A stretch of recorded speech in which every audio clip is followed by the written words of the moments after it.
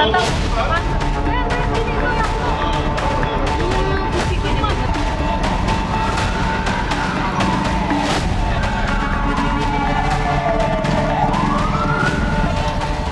malam pertengahan Januari 2025, Glodok Plaza di Taman Sari, Jakarta Barat menyala oleh amukan api yang membelah kegelapan. Ditengarai, api berasal dari lantai 9 dengan cepat merambat ke lantai di bawahnya.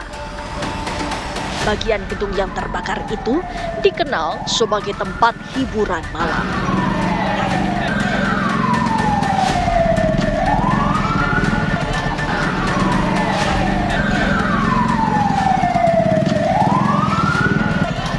Material peredam suara atau glass wool yang biasa digunakan untuk ruang karaoke dan diskotek diduga kuat sebagai penyebab api cepat membesar dan menyebar.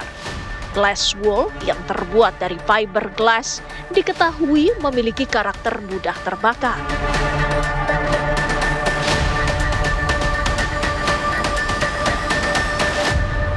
Petugas bukannya tak sigap merespons laporan yang mereka terima.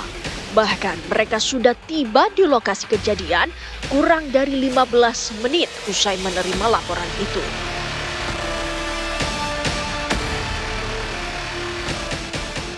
Mereka kemudian mengerahkan puluhan unit mobil dan ratusan personel pemadam kebakaran.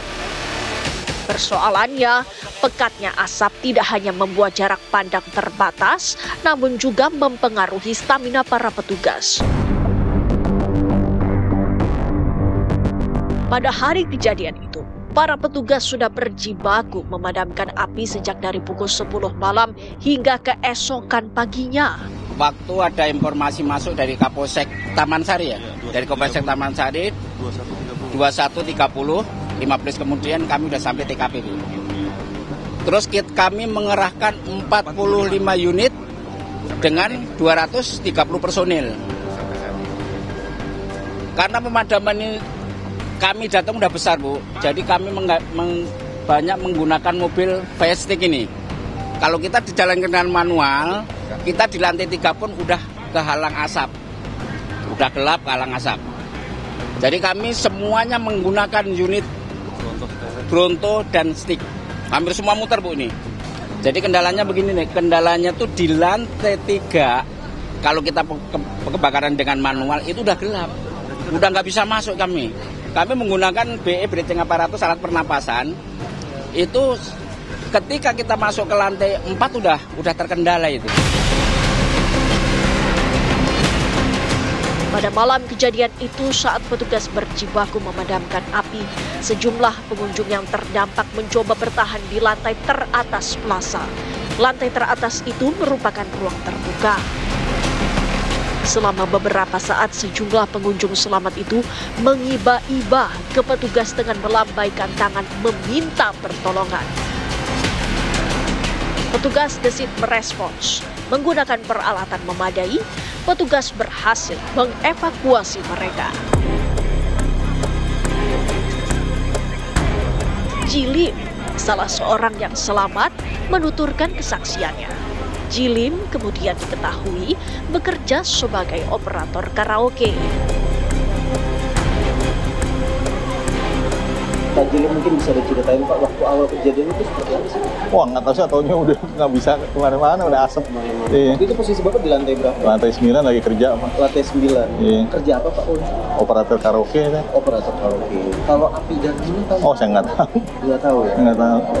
Pak itu bisa dijelasin deh waktu di awal di atas itu berapa lama sampai? Lalu itu Pak, saya awal takut juga jadi nggak tahu deh. Makanya saya bisa turun begini, udah terima kasih deh. Itu dari lantai 9 langsung lari ke tertinggi. Ya tertinggi. Lantai berapa itu Pak? Tahu lantai berapa itu? Pokoknya paling atas. Itu sama berapa orang Pak? 9 orang Pak. 9 orang itu Pak. Itu lari ke atas semua. Iya, Pak. Pak mungkin bisa dijelasin Pak proses lari, terus api dari mana, terus Bapak bisa sampai bertahan di atas? Iya apinya nggak tahu, kok apinya dari sebelah sono, saya udah di atas, ya udah pasrah aja deh Pak. Udah nggak bisa Pak berarti? Udah ada api di bawah Pak? Iya nggak bisa ya. Pak, oke Pak, itu sampai akhir tadi selamat, apa bisa berhasil dievakuasi, itu bertahan di bagian mana gitu Pak? Atas sekali Pak. Iya, di pinggiran aja. Area parkir ya Pak itu? Nggak tahu deh atas bawahnya parkir. Area terbuka gitu Pak? Iya terbuka, iya. Paling atas dak. Jilim adalah salah satu dari 9 orang yang berhasil dievakuasi petugas dari lantai teratas plaza. Walau dari 9 orang yang dievakuasi itu tidak ada yang terluka, namun umumnya mereka mengalami syok, seperti yang diungkapkan Jilim. Informasi yang diterima, kebakaran itu terjadi pada lantai 7, 8. 9-nya kebakaran tapi nggak begitu gede. Terus ada korban terdampak di sini di bundaran ini, kira-kira 9 orang dan semuanya diselamatkan dengan mobil Bronto, Bu. Kondisinya semua sehat, cuman karena ketakutan, panik aja, shock aja.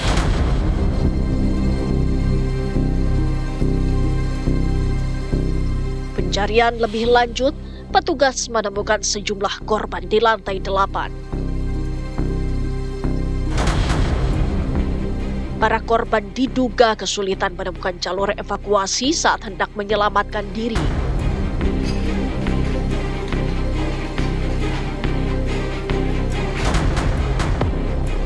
Selain itu, sejumlah korban disebut-sebut tidak mendengar adanya peringatan tanda bahaya saat kebakaran itu terjadi.